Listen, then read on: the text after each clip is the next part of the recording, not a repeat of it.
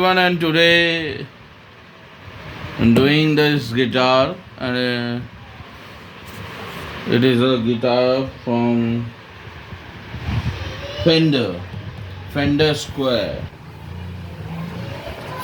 Squier model, and it was having a lot of buzzing and untune problem. For this I had raised the main bridge.